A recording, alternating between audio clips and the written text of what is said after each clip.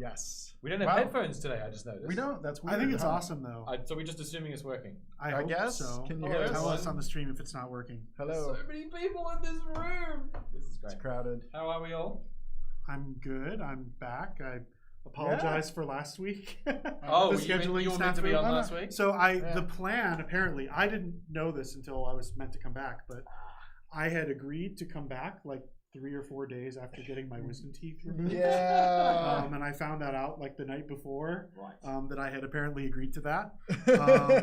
And I was in no state to come back to work, so I did not come back to work. And I'm always hustling for speakers, and I'm like, oh shoot, I gotta email you. Yeah. So anyhow, this is great. So I feel better. Mostly. Excellent. Good. Good. This was definitely like we put the thing at the beginning and at the end of the show where it's like where you can request something. We had a lot of people, and during the cloud native show, people were like, I don't know Kubernetes. Teach me the Kubernetes. Okay. And then what also made it come up was I saw your NDC show. Yeah. And I was like, yes, we need this. Okay. So. Okay, great. I watched your NDC show also and then tweeted about it. Everybody watched. But I actually just deep linked everyone to like 57 minutes I and saw 46 seconds in. The performance data. Because I just thought that last 6 minutes of overtime was the most interesting part for me. Like, okay. I knew you were doing that. But it was great. You'd already seen that information. I had, but it was the first time I'd seen you share it publicly. You want to watch me talk to people about it. And I know that you blocked out all the framework names and stuff, which is like super lame, by the way. You should have just like totally. I'm the worst. You're the worst. But it was very cool. It was very, very cool. Well, in case you're wondering, Damien. Yes. Did you have any questions for me? Yes, I still love the community. I didn't have to ask the question. John, yes. Take us to your community love. Okay, all right. You hit the thing, and then hopefully my Mac will continue there. Okay.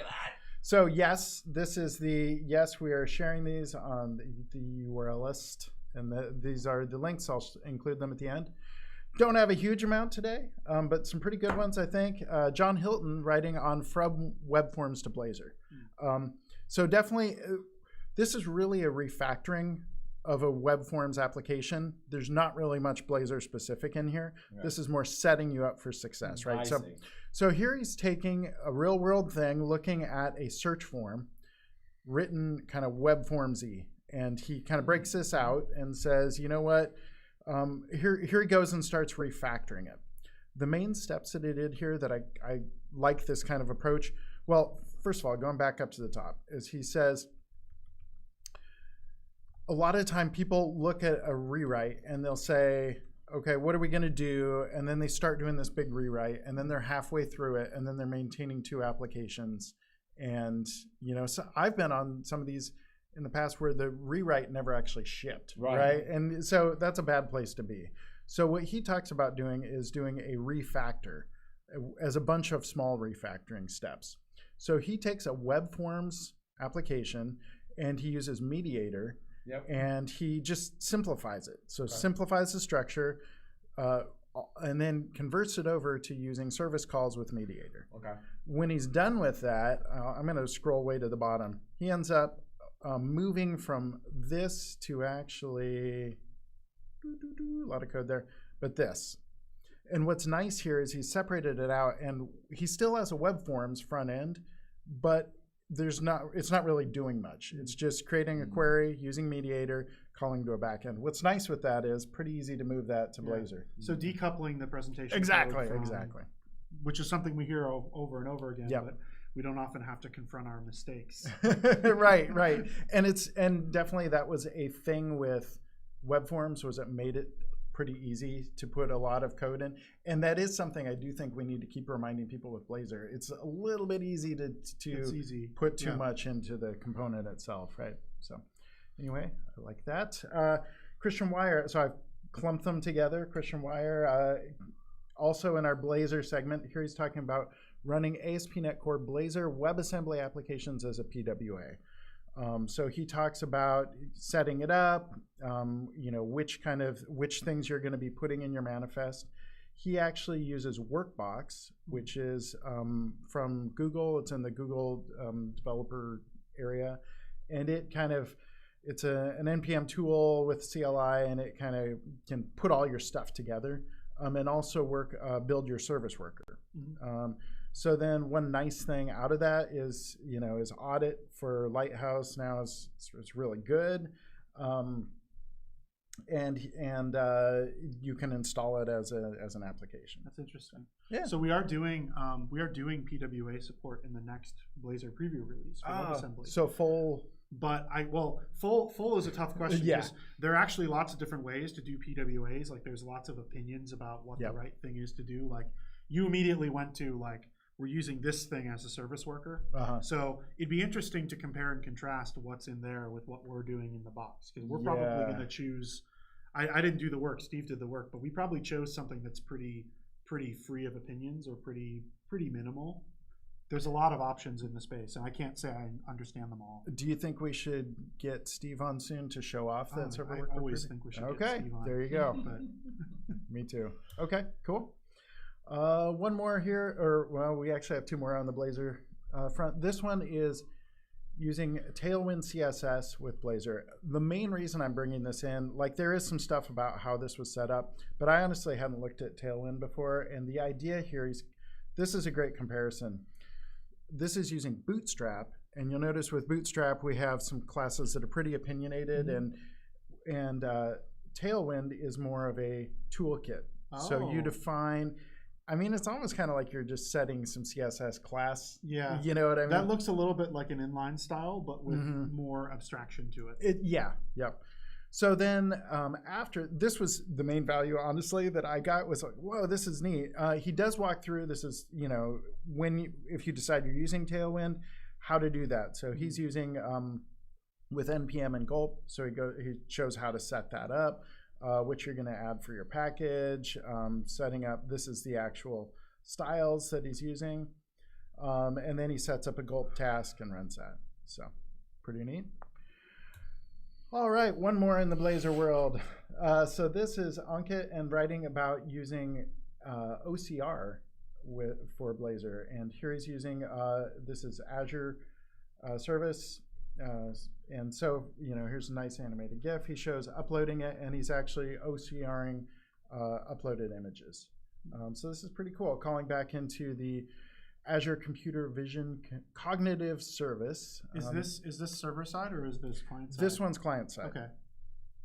Actually, this is server side. Sorry, the other one I had was client side. So yeah, this is server side. So yeah, just making that REST call over. And so cool. And at the very end of it, he shows a bunch of things showing, uploading and, OCRing and then handling the responses and stuff. So neat, cool. All right. This is from Andrew Locke. Here he's writing about if your ASP.NET Core, if you can't find a controller, and basically debugging application parts. I saw this morning and I was really happy. Oh, good. Do you want to talk about it at all? I'll let you talk about it. Okay. Well, so what he does talk about here is this application parts. Yep. And that, when was this added actually? This was added, application parts I think are a 1.0 feature. Yeah, it's part of ASP.NET Core. Yeah. Wow. It's part of ASP.NET Core. Okay. Wow. So here he talks about how application parts can be both inside your app or, like with Razor class libraries can be external. And then they can include, controllers, tag helpers, pages, views. And obviously in some cases, if it's a Razor page or whatever, you may not have views or may not have a certain thing. So he talks about how they're built up. And then in his case, he wants to actually see, where's my controller, right? So he goes through and he says there actually is a doc, but he doesn't like it. The doc has a controller that lists them out. And he says, I think that should be a logger instead. So he creates a custom logger, and the logger basically iterates through the application parts and writes them out. So then he found out here's his weather forecast controller, and it's not found. Yeah. Right. The big thing that we see with application parts that people report a bug with routing and say routing must have a bug. That to me, of like 3 or 4 years of working on ASP.NET Core, is like, no, it's never routing. your controller is in a different project that you are not including. So MVC will look at everything that's there at build time. And so when you have dependencies that aren't there at build time, there's some manual checking of stuff to do. The whole thing with routing, and I remember back to like the ASP.NET MVC route debugger that Phil Hack wrote way back in the day and all that, like debugging routing and the sometimes if you have more complex routing, or if you have some routing is in your it's declarative and some's in your attributes and all that, it's can be a little tricky to. So that's actually a nice thing with Razor Pages, right? It's well, and you specify. We actually have a decent. There's a couple tools for that. So Rick, one of our writers, was working on a page. Rick Anderson was working on a page that would show just these are all the endpoints that are defined in application and everything I know about them. So what attributes do they have? What's their route template? Yeah. I've got a visualization that you can find in my presentations repo and my name on GitHub that I've shown in some talks before. That is like, it will show you the actual tree structure that routing uses. Yep. So we have code in the product that's unsupported and undocumented, but you can use if you want, that will output a graph. Like basically a directed graph in a particular, I'm trying to remember the name of the format, but it'll output a standard format in the graph, and then you can visualize it however you want. So, how do I find out more about that? Have got undocumented, unsupported. Well, the reason why undocumented, unsupported is what if the format could change or something like that. So it's, well, I'll switch over when I finish my links. I'll switch over, and you can include that in there. That sounds pretty cool. All right, the last one I have to share. So Shahed talking about handling errors in ASP.NET Core 3.1. So all the handling stuff, different catching exceptions. He's been building out this NetLearner application, so he shows that. And then different error handling techniques with MVC, Razor Pages, Blazor, etc. So as always, he writes these very encyclopedic posts. So this is just, this is worth grab a cup of coffee, sit down and read through it. So, all right. The last one I have is just more informational. eShop on web is updated through .NET Core 3.1. So this is our like ebook style, and this is a full ebook with an sample application. And so if you haven't looked at this before, I know we've called this out a few times, but this talks about different things like client-side web technologies and compares your different options and all that. So it's all updated through .NET Core 3.1. And again, I will be sharing those links out in the chat. And now let's pass over. Yeah, go ahead. All right. So I'm gonna deviate from my prepared remarks. Awesome. As I've been prompted. So hopefully it looks like everybody can see this lo-fi kind of graph here. This is basically that visualization that I was talking about. Wow. So let me jump to the code, and I can explain what's going on. If I have it up. Sorry for the motion sickness, everyone. Let me bring it up in VS Code and show y'all. So I've got this app here, and all the magic is happening in Startup. So the undocumented, unsupported format that I was talking about, there's a DI service that you can get that's called the DFA Graph Writer, which is a lot of Ryan sort of jargon here.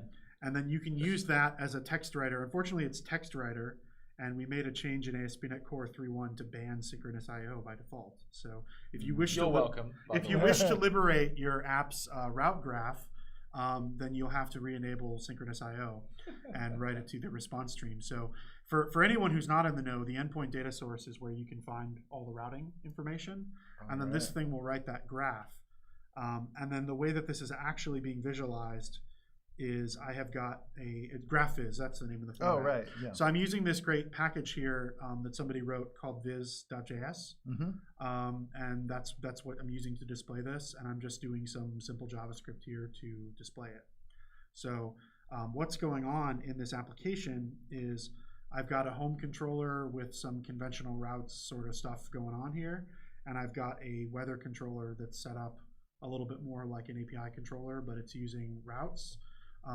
One of the things that I like to do when I show this off is you can uncomment these attributes for these other methods, and then when I run this, to uncomment route as well. When I run this, you'll see sort of how we build this graph. So I'll run this again, and you're going to see something more complicated than I just showed. Okay, so that's running. Go back to my browser. So this is what it looks like before I uncommented that thing. And you can see sort of the graph of what URLs are going to match. You're going to see the weather get much more complicated now. And the reason why things go all crazy is, well, we build decisions like what HTTP method are we matching, what content type we're matching, those kind of things all get built into this very efficient graph structure that we use for routing.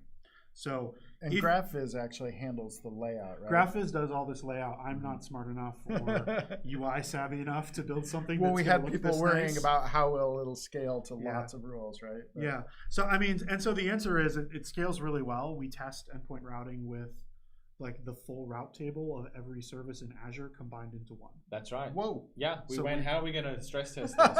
Yeah. We said, why don't we just get the, they have like a definition that we were able to, because it's used to generate the Azure SDKs, or it was at one point. Okay. And so we were like, let's just pull in that, that's basically a Swagger file. Or It is Swagger. It's Swagger files. So there you go, Swagger files, and then we generate the route, we feed that into the system and say, generate me one route table that basically composes every URL for every API that exposes an Azure thing. We wrote this tool called the Swag Gatherer There you go. that basically gets all the APIs of Azure and then generates a file that manually defines like 2,000 endpoints. There you go. And we use This that is as a amazing. benchmark Wow. to test routing and make improvements. So, Okay.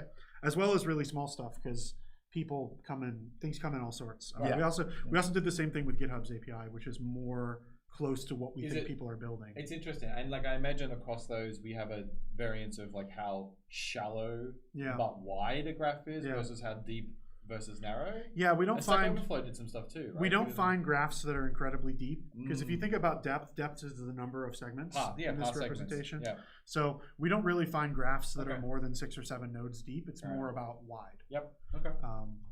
And we find that when things are wide, they usually are wide because of a branch on a static string, which is what's happening in this case. So if you are curious about this, if you want to play with it, John maybe can share the URL. I'll include it. But it's in my GitHub under presentations, and then it's in the Austin's meetups. I did a tour with Carol Zygmunt in Australia and New Zealand, which is this was one of the talks that I gave. The G'day Mate tour. The G'day Mate tour. The talk to people with poor internet connections about Blazor server tour. It's pretty true, actually. Okay. All right. So are we ready for some Kubernetes We learnings? are. Kubernetes it up. All right. So we're gonna do very intro today. Yes, please. And I'm not sure how far our content is gonna stretch. We might have a lot of time for questions, and maybe that's good. Mm-hmm. I'm trying an approach for teaching and explaining Kubernetes here that I'm actually kind of interested in feedback on, if this is a good way to understand. That's maybe a little conceptual, and then we will have some examples and some demos and stuff as well. So I'm gonna get into it. So about me, if you don't know me, I work on all that stuff, basically anything in ASP.NET Core. I've been spending a lot of time with Kubernetes and microservices and containers, maybe for the last couple months. What we're going to talk about today, well, it's an intro. We're going to be talking about things that, if you're totally new to this, you might want to know. I'm going to try and give you a lot of concepts and a lot of background, and maybe assume that even you're not totally sold on the idea of something like Kubernetes or why it would matter to you. Yep. We're not going to get as far as getting to super realistic things today. Okay. Just because there's a lot to digest. I want to let the concepts breathe. As we say.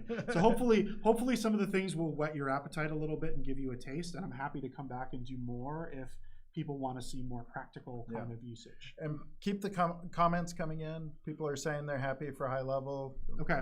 Yep. Okay. Great. So I want to do a thought experiment. So I studied physics in college, and one of the things that I really enjoyed about physics Pro is physics pro. All right. Is that I did it in high school. all right? All right. Do I get a little one? Yeah. Demonstrating physics when you high five someone. Yeah.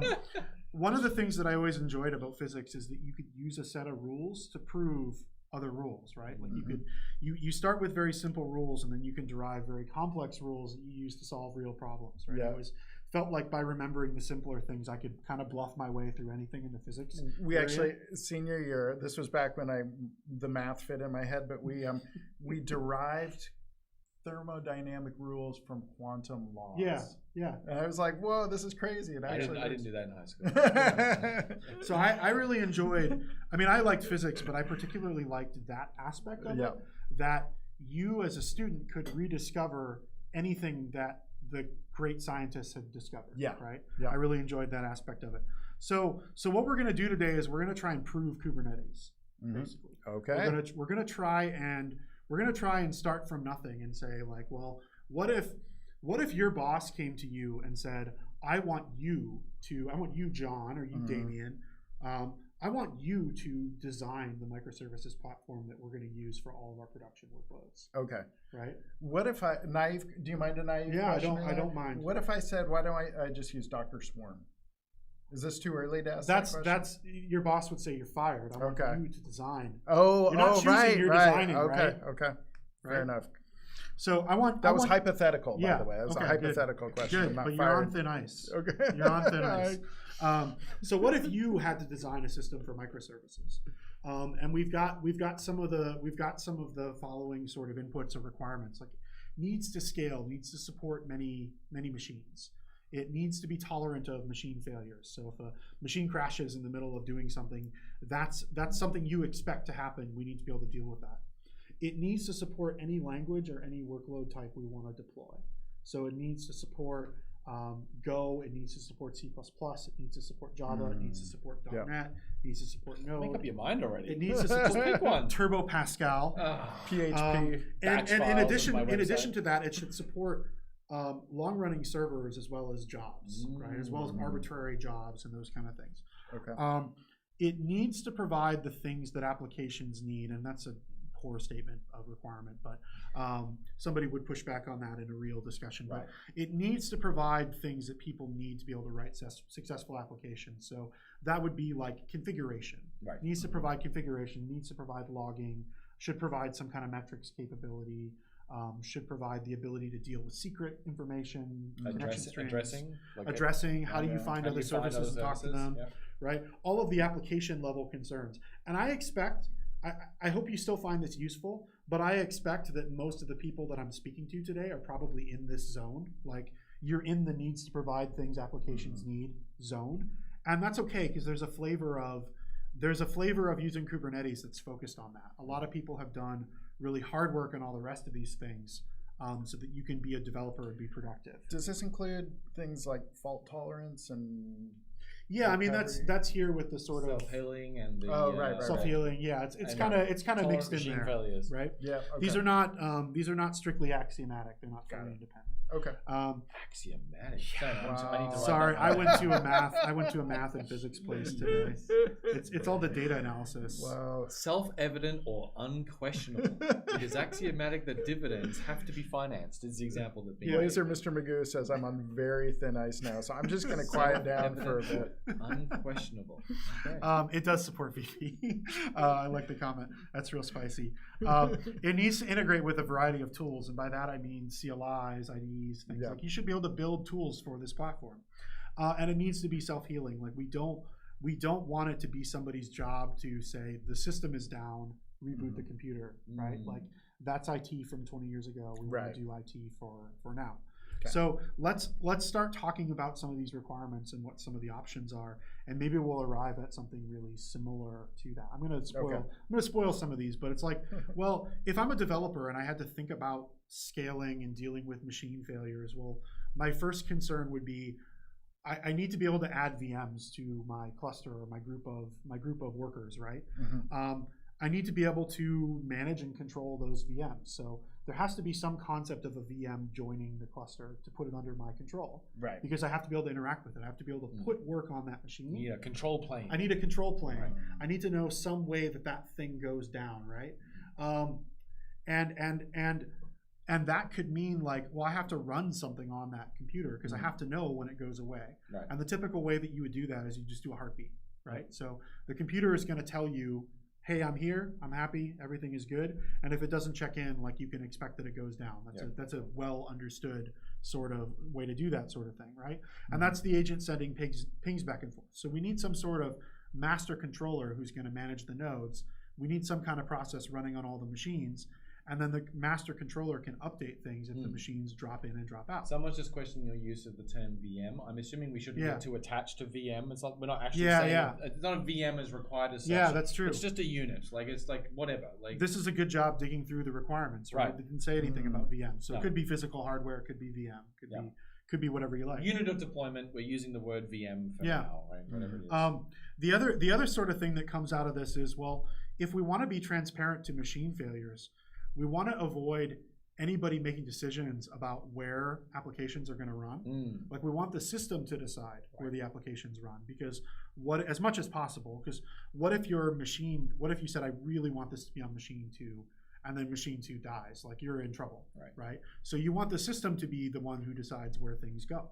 Right. So that's kind of how we would deal with these goals. So interlude here just for a second. I'm having flashbacks to before I joined Microsoft. Are you designing a microservice? No, I'm actually thinking back to the Windows 2000 days, and there was the thing from Microsoft called the Dynamic Systems Initiative. I don't know how old y'all are. John, I'm quite old. But back then there was a code named Whitehorse. Was the project, and it was this was what the Whidbey series of tools came out of. So we had the test SKU, the architect SKU, and the dev SKU. I was in industry then. And I don't know if you remember, I was in industry too, but I remember this then. That the architect tool would let you literally model systems like you're talking about. And you wouldn't say machines and stuff. You would model like I have an app, and this app does web stuff, and this app does processing, and then the systems architect would model the systems layout. And then the whole idea, the holy grail of DSI was that you would say, take your app model, which was what the architect had put together for that, and then throw it into a system that had been architected using the Whitehorse system architecture. And then it would decide, oh, you have an app that needs a web thing. I'm going to take that part and put it here. And then you have an app. Like it's like we've been chasing this concept as an industry for decades, like absolute decades. And I remember that effort specifically because there was so much marketing, so much hype about it. It never really materialized. Like a lot of came out of it. We got the architecture tools, we got the diagramming tools, but the actual self-healing, self-deploying, continuous deployment, self-monitoring aspect that Windows was going after with any app model at the time just never really eventuated. But what you're going to tell me, I think, is that we maybe it's here. Hopefully we're there. So next set of requirements: supporting any language and workload, and providing the things that applications need. Well, I agree about Zookeeper has got. Yeah, it's a great name. How would you do that? Well, like one approach that you could do that maybe we know some places in Azure that have done this and have problems with it. You could just install everything you want to run. On the machines. Right? You could install everything you want to run on the machines. You may just set it up like your dev box. Just set it up like a dev box. Dev box gets deployed to production. Install Visual Studio. Everything right on the box. Don't laugh. There are machines like this. Right. Everything. Well, I was thinking of services actually that do this, but then you ask the question of, well, if I patch one application, do I have to patch them all? So you clearly don't want to globally install SDKs and frameworks and runtimes and tools on your machines. And then you also have to answer the question, if you choose a strategy like that, who's going to do it? Right. So there's another way that the industry has sort of staked out here, which is using virtualization technologies like containers. So if everything's a container that you run inside your system, then everything brings its dependencies along with it. And you don't have to manage those dependencies or those workloads. Conveniently, what containers provide as far as providing the things that applications need is a really good starting point because it speaks to all the primitive things that applications can do. So using containers and using Docker or technologies like Docker that do the same thing, you can set configuration via environment variables and files. You can do logging via console output. You can talk to other services using DNS and networking that are programmable. So Docker and other tools like that have these programmable network backplanes. And the path is sort of trod at this point through the industry in things like making DNS updatable or making networks, little bridges and things like that that are programmable that can control traffic or proxy traffic. So we can basically, if we stick to primitives, right, we can easily provide everything that applications need by using something like Docker. And basically you have to figure out for your framework, like, okay, so I've got environment variables and files on disk as tools for configuration. How do I make use of those from my web app or whatever I'm deploying? Okay. But it's a task that basically any framework can solve, right? Everything. So you're saying the parts are there and we need a framework to... Yeah, the parts are there, or rather, like any technology that you pick up and decide to use today can do console logging, right? People, when they talk about Kubernetes, say Kubernetes is technology neutral, Docker is technology neutral. They don't care what technology you're using. Got it. It all works the same way here. Okay. Does that make sense? Yep. And then as far as integrating with a variety of tools, like you need to, Nick is making me laugh. I'm gonna have to stop looking at the chat. As far as integrating with a lot of tools, like what is the way that we know to build things that are toolable, that you can put a UI on top of, or you can put a CLI on top of? Well, you would run web services, you would run REST APIs. So if your control plane and all of the things that you're putting in your cluster, like let's say all the things you're deploying, all the things that you're running can be represented as a REST API. Like you can write tools for that. You can write CLIs for that. You can write UIs for that. So how do you manage applications? Well, a CRUD REST API can manage applications. Right, okay. The really interesting part of this that I think we're probably not going to have time to delve into today, maybe if we do 4 of these, we'll get to. People would be just happy. If we do 3 of these, we'll definitely get to, I think, is how do you extend the feature set, right? And the answer is, at least in Kubernetes case, you don't have to have a single REST API.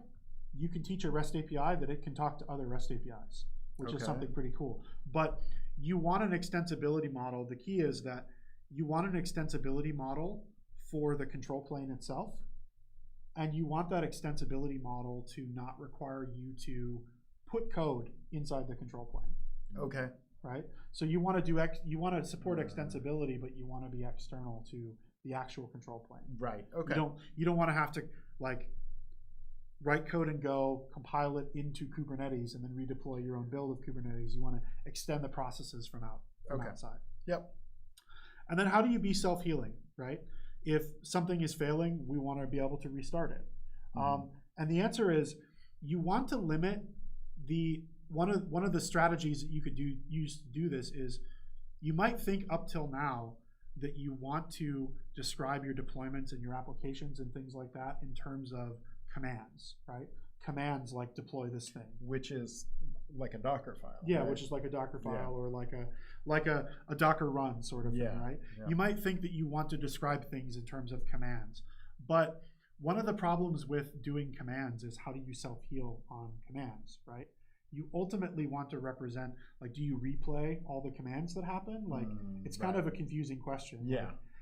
The other problem with doing things based on imperative commands is how do you check in the source of truth about what's supposed to be in deployment? So you said that the keyword there is imperative versus declarative. Imperative versus declarative. So right? so for the system to be self-healing and all that, you need it to understand. You don't just want to give it a bunch of commands and tell it it shouldn't be a big script, right? Right. You want it to result in some kind of state that you can store and you can represent. Okay. And so the way that Kubernetes does this is it represents all your objects in terms of their actual state in the cluster. And it does a technique called desired state configuration that people are familiar with, right? Where you represent you represent the desired state, you represent the current state, and then you run a series of processes that iteratively change the world to match what you desire. So if you say I want 3 copies of service A running and there are 2, then you would do a loop of that reconciliation process and say we should have 1 more of these, please add 1 more. Now that little point here that says this concept is called reconciliation and talking about making the desired state or making the real state match the desired state, that's the hard part. Like that's the really hard part of all of this. And that's when we start to talk about what are some of the actual tools that Kubernetes gives you and how do they work and why are those things useful. Okay. Because there's some really complicated stuff that's in this last bullet point. Yeah. Unfortunately, a bunch of other people have worked on that, so we don't have to. We can just use it. Okay, so to summarize this, what did we build? Well, we have an agent running on each node. In Kubernetes, that's called the kubelet. Okay. We have programmable networking. That's the kuproxy and core DNS. Those are the Kubernetes components that manage that. We have a REST API. That's called the API server, which is not surprising. We have a highly available data store to represent our data and support failover if nodes go down. That's called etcd. It's called etcd. Yeah, it's kind of hard to say. It's not super. It's like Etsy, but like right. Nice. I don't know how they named it. There's a decision maker for allocating services to machines. So how do we decide what runs on what? Right. That's the scheduler. And then there's a reconciliation process for resources that's extensible, and that's the controller manager and any controllers that are deployed. So I took this from the docs, from the Kubernetes docs, and you can see all these things represented there, basically. We've got on each node, and they could be VMs or they could be physical machines. You've got a kubelet and a kuproxy running, which do networking, and the kubelet is responsible for, okay, let me actually start the things that are supposed to run on this machine. Let me actually report back to master controller. Let me report back to headquarters that app just crashed. Okay. Right? You think about it like somebody who's kind of spying on you.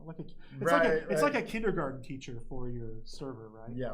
Like somebody who's keeping an eye on the kids and making sure they're not going too crazy. Okay. As well as telling them when it's nap time or when it's time to, go outside and play, and so on. So, I mean, in a way, it's like putting these small, focused little daemon processes or whatever like distributing them throughout the application. Yeah, exactly. Okay. And then those are talking to the API server, which you can sort of think of as like the master of state or the holder of all state. Okay. And then basically, you can think of those communications as like the kubelet watches the API server and says, oh, my node is updated. I'm supposed to have another copy of this. Let me start another copy of that on my node. Okay. And then it reports back to the API server. Okay, I did it. It's running. So by watching the API server, is this like PubSub watching the server or pinging? Or it's HTTP streaming actually. It's gRPC streaming in a lot of cases, but you can do streaming over REST. You can do streaming with the API server. Basically any Kubernetes API in terms of their REST APIs, you can talk to them over get a streaming result. So Nick's asking from the diagram that it looks like the API server might not be highly available. So this is something that I actually was trying to find more information about as part of preparing for this talk. I think the answer that I have heard is for people that deploy Kubernetes on their own machines. So a non-hosted deployment, like if you didn't rent a Kubernetes cluster from Azure or from Google or from AWS, then there are ways to deploy highly available API servers with failover. I think if you follow the default set of getting started steps to deploy your own cluster, I think Nick is right and you will not have a highly available API server. Okay. My understanding is that for Azure at least, that the API server is not running in your cluster. It's sort of bridged to your cluster. So some of these components, if you're using a hosted Kubernetes, like from GCP or from Azure, for somebody like that, some of the most critical stuff is actually going to be running somewhere else, and it's going to be not even managed by you. Like you couldn't even mess it up if you tried. Right. Okay. So anyway, that's sort of the summary of if you tried to work backwards from requirements to something like Kubernetes, this is where you get to in terms of the architecture. Well, I like how you did that, because otherwise you look at it and it's a huge list of all these different things, and it's like there's this part and this part, and it's a huge glossary of things, but it's it's not clear what they're all doing or how. So I'm going to go into some more practical examples, and we're mostly going to focus on the things that are on this slide today, because those are the things that developers touch. Okay. Right? Like when you develop applications, you're not usually thinking about what happens if the machine dies. Hopefully that's not something you have to think about all the time, right? You're usually thinking about, how do I get configuration? How do I do logging? How do I just write my app code, right? So we're going to talk a little bit about using Kubernetes in practice. We're going to run some apps, and we're going to talk about what those things are. And I'm going to sort of gently introduce a few more concepts. Cool. So we're now going to run something for the first time here. And let me show y'all what we're running. I've got a really simple little ASP.NET Core application, and it barely does anything at all. The thing that it does that I want to draw your attention to right here. Okay, so I was going to ask, is it like a worker template? Or this is created from the empty web template, and I've just got some little route handlers wired up to some stuff here. So I am going to get I'm going to get the HTTP connection feature, and the important reason why I'm doing that is so that I can tell you what the local IP address is. Basically, what address was connected to. Right. Okay. I am also going to tell you the host name of the machine that I'm running on. And I'm going to tell you the I'm going to tell you the value of a particular configuration key, which we'll play with later. Okay. As far as the things that I have to do to Kubernetize this, I have to have a Docker file. Tell me that's the first time you've ever used that term. It is not. I hope you're prepared to hear it a lot more. As far as the things you need to Kubernetize this, you need to produce a Docker container. Yeah. You need to push that container somewhere. It's not enough to have it on your machine because your cluster is running somewhere else. You need to have access to it somewhere else. Okay. And we'll talk about options for how you can get started playing with Kubernetes as well. But I'm going to dive into showing you some things before we do that. So I have built this and pushed. Can you show that Docker file one more time? Yeah. So I'm trying to see if there's anything new here that's different. I don't think so. Okay. I hope not. Okay. If there is, maybe I got it wrong. No. I was just, you were saying I had to Kubernetize it. As of now, I have not Kubernetized. Yeah, this is a regular Docker file. Got it. So cool. if you haven't seen much Docker, it's a little bit complicated, and you kind of have, there's a little bit of a yuck factor with Docker, I think. Sure. But it's powerful and useful. Yeah. So we deal with the yuck. Yep. This is a script. I'm not going to run it because I've already pushed this, but I'm basically just building and tagging this image. Okay. And I'm not going to change the app during these demos. My NDC London demos has more where I do actually change that. That was another question. Somebody said, what presentations do you recommend to go deeper? And so okay.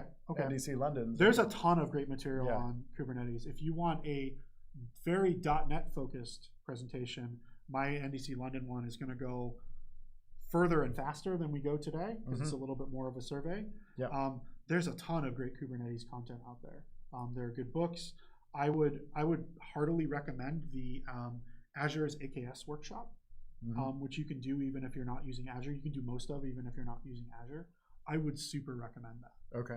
But let me play with this a little bit. Yep. And the first thing that I'm going to do is I'm going to deploy this application and we're going to see it run. So I'm going to do something that I don't super recommend that you do.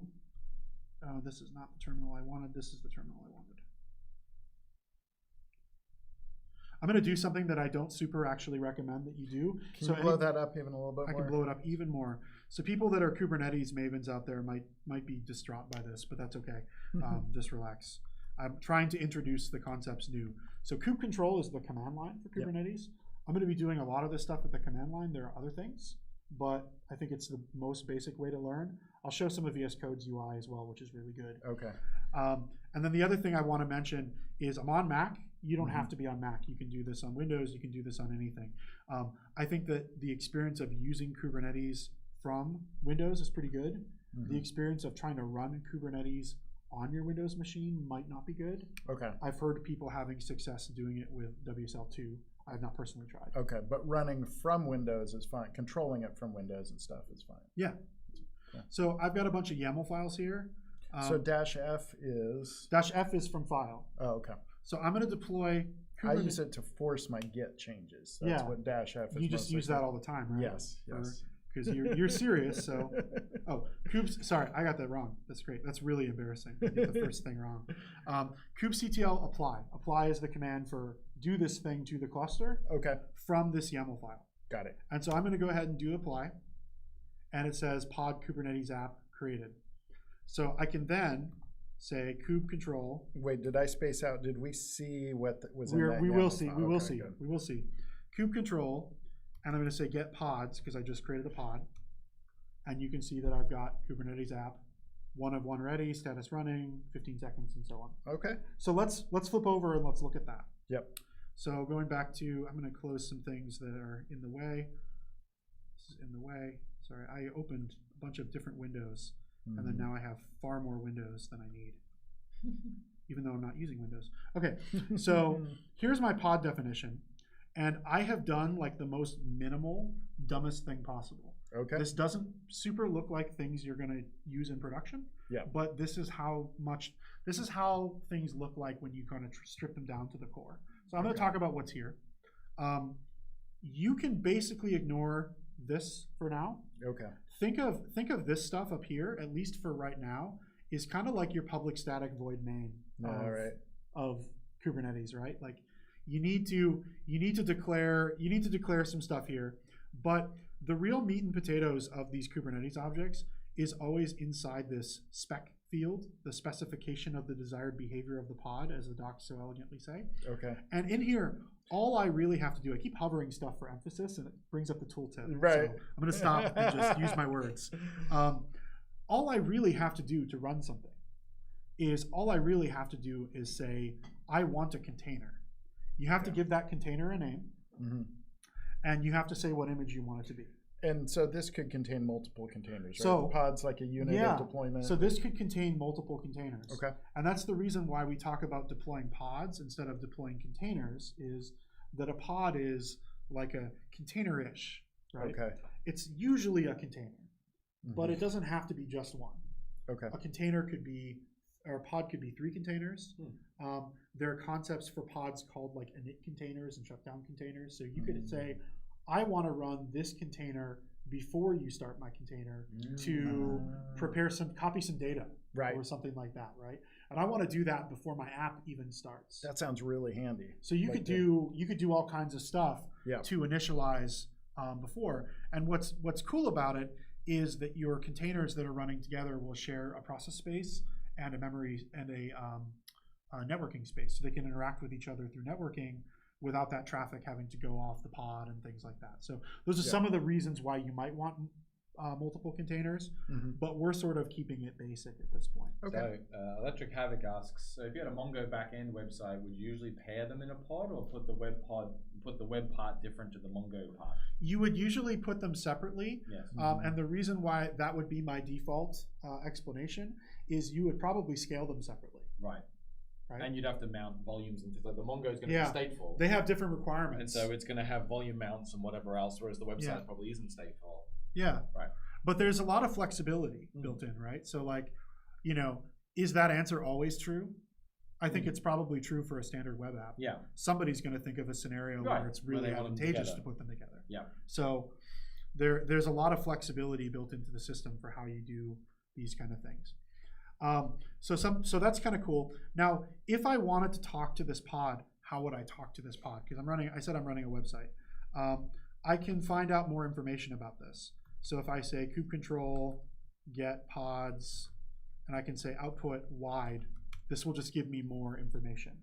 Okay. Right. So you can see I've got a little bit more information. I know what node it's running on. I know what the IP address is and stuff like that. And I've done a little bit of networking before, so I see 10.244.149, and I say, that's not a routable IP address. I can't talk to that, right? Because I haven't said anything about wanting to talk to this pod. I've just said, make me one, right? So Kubernetes has made me one. Okay. Now, if I want to talk to it, there's a couple ways that I could do that. Let's say that I wanted to poke this thing for the purpose of like troubleshooting. One of the ways that I can do that is I have features built into kube control for that.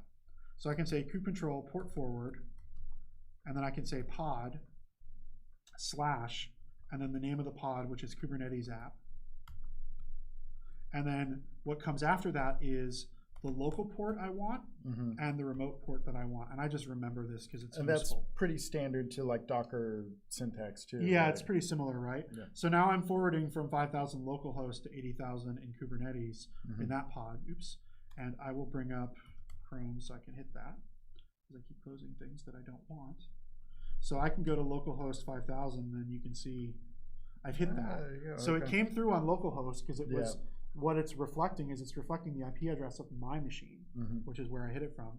And I can see that the host name is Kubernetes app. So the pod actually gets its own host name. Yeah. It self-reports the name of the pod, and my configuration value is not anything because I haven't set it to anything yet. Okay. That's for a later demo. All right. So that's something that we can do for a pod. Let's explore a couple other things. So that when you hit Control C there, that cancels the port canceled it. Okay. I'm going to show a couple other tricks here, because you might be saying, I'm confused by this and I don't understand what's going on at this CLI, and oh gosh, I can't remember all these things. Right. Which I think you can, with practice. I look a lot of stuff up with Kubernetes still. The reason I zoomed out is for you to see this icon here, and then I'll zoom back in. Okay. So if you go get the Kubernetes extension for VS Code, I think the Kubernetes extension for VS Code is excellent. I recommend anybody doing Docker or Kubernetes go get these extensions and use them. They are great. I've got a couple clusters here. You can ignore those. Let's focus on this NDC demo one. And let's look at what's here. So I can go to workloads, and I created a pod, and I can open my pod, and I can see Kubernetes app in there. And if there were multiple containers, this would say like 1 out of, or 2 out of 2 or something like that, but there's just one. And I would see more if there were multiple containers running here. So what I can do with this in my context menu, and it's a little bit hard to see, but I can do a lot of stuff here in the context menu that's useful. I can create a terminal running in this pod, because it is literally just a remote Linux. Oh, right. Okay. So I could just have a terminal in here if I want to. Yeah. I could manually do port forwarding, which will save me from having to type all that stuff. Right. I could show the logs. So if you manually port forward, does it pop up some sort of UI? So if I do port forward here, let's see. I have maybe in the terminal or something. It tells you choose the form of your destructor. choose your ports you want. Yes. Right. So one of the things that I use this for all the time, because I always get the command wrong for logs, is following the logs. Okay. Right? And this app isn't logging anything, so you're just seeing what came out from startup. Right. But you can follow the logs. You can do some filtering here, and they've got a nice little UI for it. I'm pretty sure that the debug option does not work for .NET. I think it just works for JavaScript at this point. Okay. I'd love for them to fix that, because it'd be cool. Yeah. But there's really a lot of mileage that you can get out of these really simple tools for interacting with it, because you can just log into it. Like, you can just log into it and see what the files are on disk or what the environment variables are, things like that. Wow. Okay. The other thing that I would sort of highlight is, and I'm not going to explain this because it's complicated, but over here, just by clicking on this thing, I've got like way more data, and you can see that this kind of looks like the manifest that we wrote, but not really. There's a lot more, right? So we said Rhinoa Kubernetes app is my image, and it's got the name of app, and there's like a whole lot more stuff here. Yeah, where'd that come from? And remember, we said that it's a big REST API, right? So this is literally the VS Code tools making a get to that REST API and saying, get me the representation of this thing in YAML. Yeah. You can do the same with JSON as well. Okay. You could output this in YAML format. And so you can see basically everything about the state of this object just from sort of going to it. So you can see in a lot of these cases, like this image pull policy always, that represents a default being applied to this. I didn't specify this value. I could have, right? In which case I would see what I specified here. Likewise, you're seeing some sort of like Kubernetes magic here, right? Like there's a volume mount, there's a file share here with a service account and a data token, and it's read-only. And so you can see there's a lot of guts here, and we're not going to try and explain all of them right now because that's not an intro for beginners. Yeah. But if you want to inspect the state of something, if you want to see what's going on, your best tools for figuring out what's going on with something in Kubernetes, I did not mean to do live share. Your best tools for well, live share is actually a good tool because you get somebody else to look at it. But your best tools to see what's going on are, you can just click on this thing and see what it's doing. You can also go to describe. And describe is going to give you a little bit more of a curated view of what's here. That's just YAML with the dashes removed. It's just YAML with the dashes removed, which makes it better, I guess. But the key thing about describe that's really useful when you're troubleshooting something, like if you're doing Kubernetes experiments and you're falling on your face and you're angry and you're going to like smash your Windows computer, like what you could do is do a describe, and then you'll see all the events that happened. And chances are, if something is wrong and you can't understand why the thing is just not working, you'll see something in the events that explains why it's not working. So it's like, if you try to deploy something and Kubernetes can't access your container, Kubernetes can't access your container, then like you're going to learn about that here. Yeah. Right. Okay. So those are some of the really, really basic debugging tools and diagnostics tools that you're going to want to have if you're doing this. So I keep going to the things that are not useful. Let's get slightly more realistic. I'm going to remove this. Just a time check. We're at 4:40. Okay, I'm going to speed up a little bit, but I'm going to go ahead and remove this. And the way you do that is you say delete, and then you can pass in the path to what you're doing here. So Kubernetes app pod YAML delete, and it's going to delete my pods. You could delete my one pod. You could delete by name, probably. You could also delete by name if you want. It's kind of considered good style to use the files to delete something if you use the files to create something. Okay. Because you might have more pods. Right. Okay. You might have more stuff. So speaking of more stuff, let's have more stuff. Yeah. So I mentioned that this isn't really the practices you would follow. If you're somebody doing Kubernetes, like you probably won't directly use pods. And the reason why you won't directly use pods is that they're a low-level primitive. Okay. Right? So pods are like the sort of like fabric of the thing. There are lots of higher level concepts that create pods that you'll use instead. So one of those higher level concepts is called a deployment. A deployment is generally the thing that you use when you have a long-running service. There's another high level concept called a job, which is the thing you use when you have a short-running service. Okay. Something that's going to do work and then go away. There's Okay. also one called cron job, which is like, well, Cron what if I job, have a yeah. timed job that I want? Okay. Right?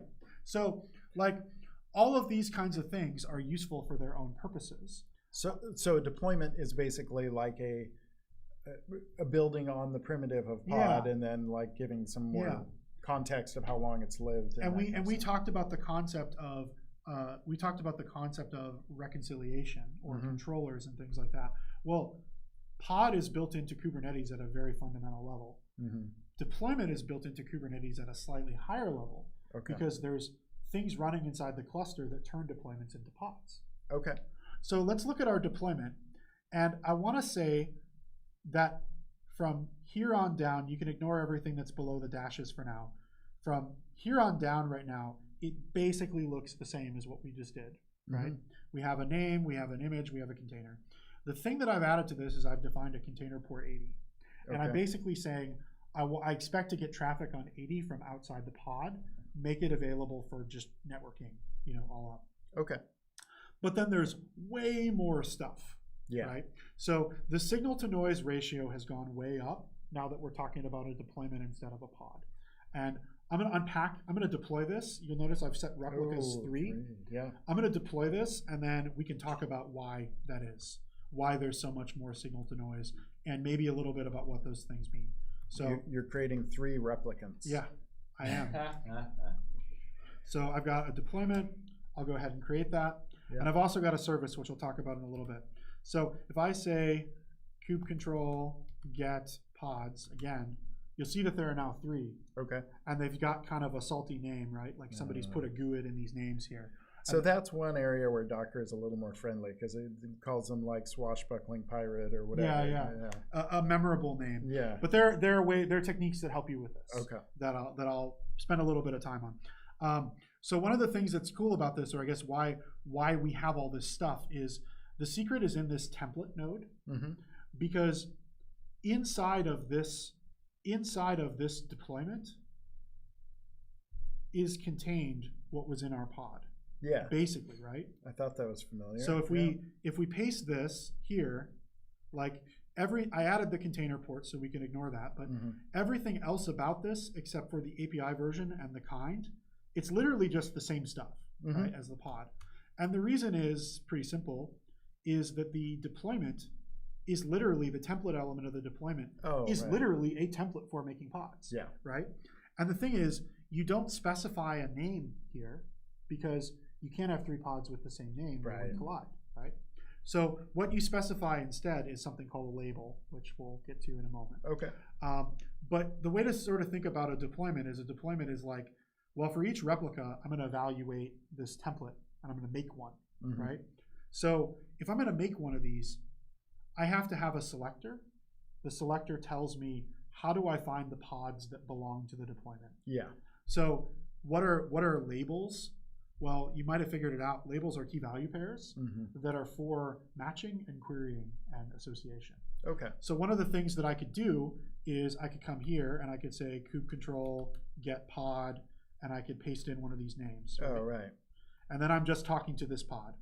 But I could also say kubectl get pods, and I could put in a label query. Give it the label and get all the ones. So I could say every time you say pod, all I can hear is Milton talking about, was it Milton? Who am I thinking of?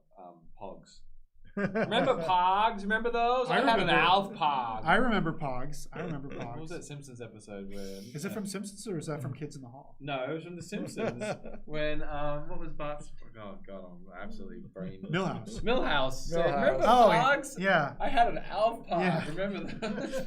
So labels are helpful for you for querying and matching and things like that. So if you had let's say I had 20 applications running here. So you can have, like you're saying there, with their labels, you can tag them in different ways. So you can associate, you can group multiple labels. So one of the common things that people do with labels is, let's say you've got an overall application that's made of 10 or 15 services. Yep. Right?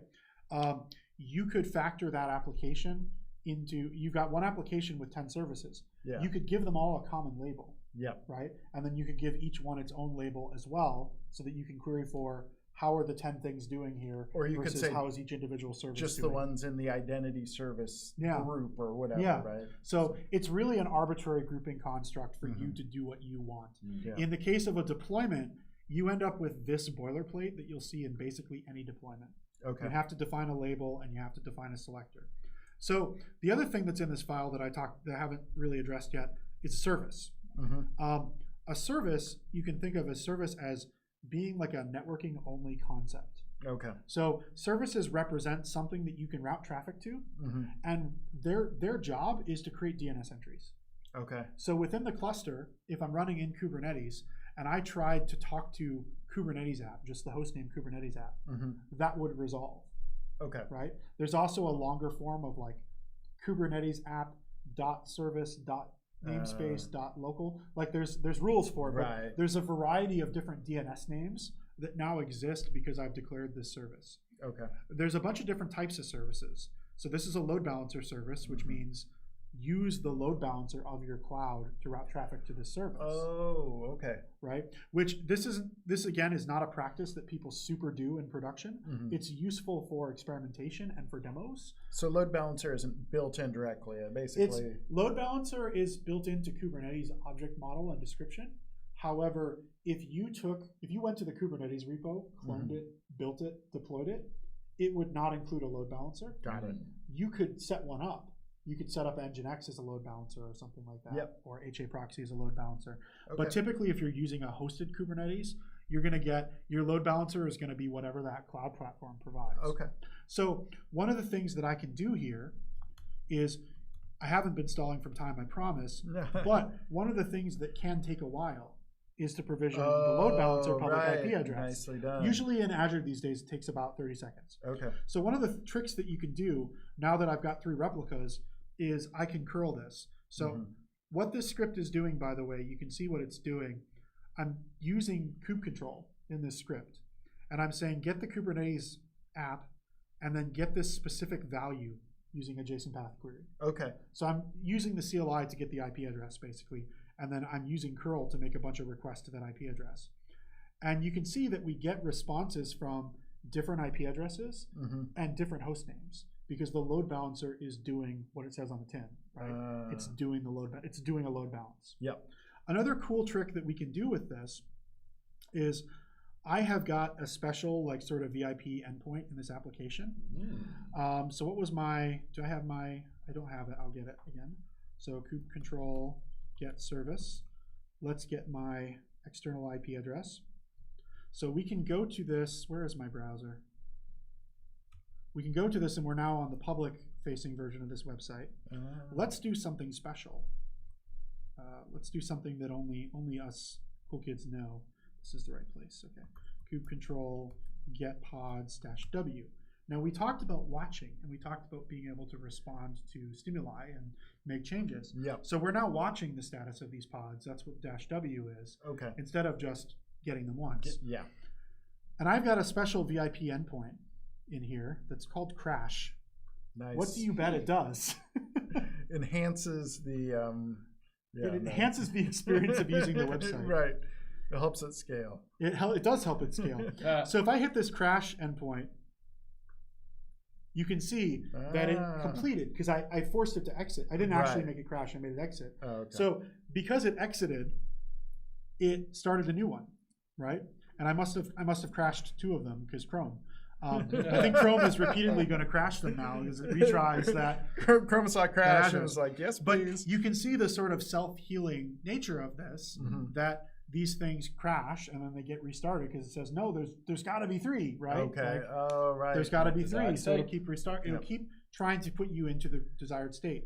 Now you're seeing another thing here, which is part of the thing that's complicated is that smart people worked on, is that we're now in a back off. Right. We've said this has crashed so many times that I'm not going to keep restarting it every second because that just doesn't make sense. If you've ever used IIS, this is very similar to its fast fail protection. So it has a similar exponential backup. It has a similar restart on crash feature, and then it has a fast fail protection where if it keeps crashing, it'll stop. Yeah. I don't think it backs off quite as in a How complex way. I think it just stops after 5 retries within a certain period. Okay. So let's make things. So we've seen at this point. We've seen services, we've seen deployments. There's a standard form for all of these resources, right? And they look kind of like this, and I've expanded this a little bit. But you'll notice that all of these Kubernetes resources all sort of have the same form when they're written in YAML. And this is, you can sort of think of this as like the standard prelude. So everything has got an API version. Everything has got a kind. Everything has got a metadata section. The things that you can define in the metadata section are like the name, the namespace, the labels. Labels are key value pairs for people. And then you have annotations. Annotations are key value pairs for machines. Okay. Why are they different? I don't know. Oh, right. But the idea is that labels are things that are human meaningful, and annotations might not be human meaningful. I thought you were saying labels were for people, and I was like, wait, you're using people's names. We're not going to label people. Yeah. We're going to be better than that. Okay, all right. On this podcast, we're better than that. But that's kind of this form of these things, and then they all have a spec. So basically everything about the pod or everything about the deployment goes in spec. Okay.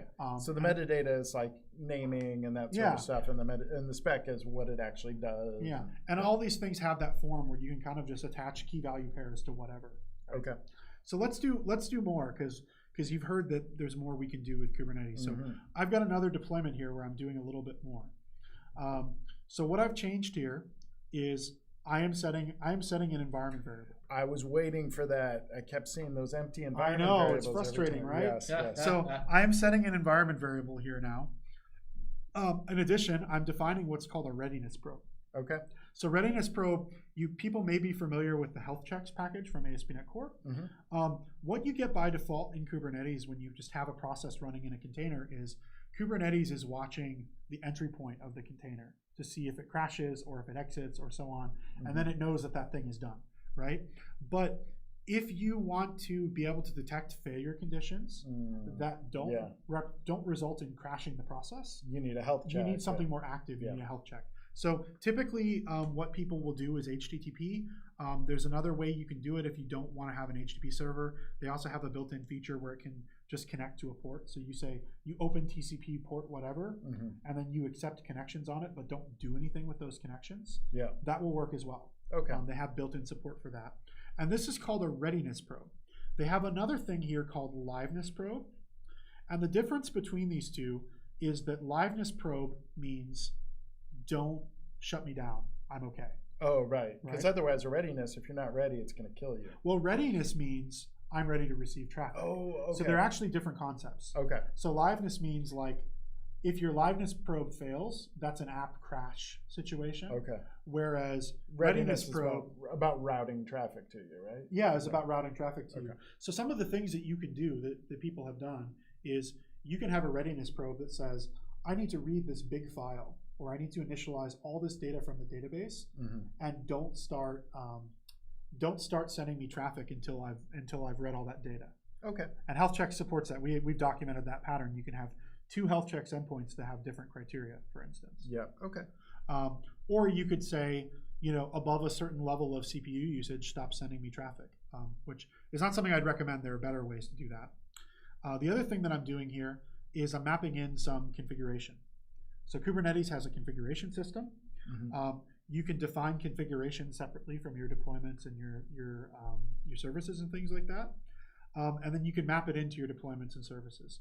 So in this case, I've got a hard-coded value here. Yeah, somebody was asking about that. Like, what about secrets that you don't want? So one thing that I could do is I can say value from, and I can say that it comes from a config map. That's this config map key ref. Like the configuration concept, there's also a secret concept. So this is an example of a config map, Kubernetes config map over here. And you can, I've literally put a JSON file in a key. This is an example of a Kubernetes config map. You can also have what's called a Kubernetes secret. Now, the big difference between secrets and config maps by default is that secrets support binary data, configuration does not. So configuration is meant to be text. Secrets support binary data, like your HTTPS certificates and things like that. In the default Kubernetes distro, secrets will be base 64 encrypted for security. Oh wow! Yeah, that's all you need. They're literally base 64 encrypted, meaning, and that's a joke. Like that's a joke. It's not a thing, people. Base 64 encoding does not give you security. Encoding is not the same as encryption. But they're base 64 encoded to prevent accidental disclosure. Okay. So if you run a command and you see a secret, right, it makes it a little because you can query them if you have the permissions. There is a permissions model for Kubernetes. That's getting a little bit more into advanced and admin topics, but there is a permissions model. You could say my developers don't have permission to see the secrets. Okay, that's something you could configure. Someone's asking, can the secrets be non-binary too? Well, my answer to that without knowing is that, well, everything's binary ultimately. So you want to put text in there, just put binary representation. I think somebody was making a joke, but okay. I think we'll accept the secrets no matter who they are on the inside. All right. So those are some of the kinds of things that you can do. If you're using a hosted Kubernetes instance like an AKS or a GKE or whatever Amazon's called, I think it's EKS, they typically have integration to use things like Key Vault, like Azure Key Vault or their equivalent, as a backing store for secrets. I believe the AKS workshop touches on that. I'm sure that the documentation is out there. If not, I haven't personally done it. So those are some of the kinds of things that I'm doing here. There's a lot more you can do. You can set resource names and things, or you can set resource limits and things like that, which I just spent a lot of time talking about with some people. So let's see what it's looked like. We need to see that environment variable written. Everybody needs to see this. So kube control apply. Let's apply our config first. There's a neat thing that I'm not going to demo here, which is that if you try to, because I'm using a volume mapping for config, if you try to deploy this without having applied the config, it will halt. It will basically say, no, I'm not ready. So it won't throw up an error when I do it. It will just sit there and not do anything. And then I think after a certain amount of time, it actually goes to a failed state. What did I call this? I had a very creative when I created these things, deploys more. One of the things that you can do, because it's desired state configuration, I didn't delete my deployment. Right? I don't have to. Yeah. So one of the things that I can do is I just deployed over it, and it says Kubernetes app configured. If I watch the deployment, by the way, get deployment, because these pods don't know the history, right? Each pod has a version of that YAML sort of describing their behavior. If you look at the deployment, for instance, the deployment actually has the concept of how many of these are up to date. And I wasn't quite fast enough to see this in flight, but what's actually happening here is, because I set the health check to run twice with a 10-second delay, it's actually taking 20 seconds to bring up each one, right? So you can see that, well, we had 4 things running, 2 are up to date, then we had 3 running and 2 are up to date. Now we have 3 running and all 3 are up to date and all 3 are available. So deployments as that higher level concept give you a little bit more information about what's going on, whereas pods represent a specific version. So let's see if we can hit that. Do I still have my IP address? I do not. So let's curl it. So now we have a very cool and configured value. Let me see if my other thing was working here, which I hope is working. I was trying to mess with logging via config, and I got it working, but I didn't try it twice, so I'm not sure if it's really working. And what I wanted to see is, I basically, in that config file, I injected a bunch of configuration for logging to make it like super verbose mode. And let's see if we actually got it. Yeah, we actually got it. So we've got all this super verbose logging happening because I injected that config file. Nice. One of the things about config files as well that I would sort of mention, how do you choose between a config file and an environment variable? Well, files are a little bit more painful to use because you have to write more YAML and you have to choose what path they're going to, and then you have to put code in the app to read that thing. Right. We've been debating a feature within ASP.NET, and it's not clear if we'll do it or not, but we've been talking about the idea of using environment variables to inject config file names so that you have an easy way to not hard code what files you're going to read from inside your application. Right, right. So basically add a layer of indirection. The reason why that's important is environment variables are defined when the process starts. So you can't change an environment variable while the app is running, but you can change a file. And most of our file-based config providers know how to do that. The other thing is environment variables are less good for secrets than files because anybody who has access to the box can read the environment variables. All right. It is 5 o'clock. Yeah. Yeah.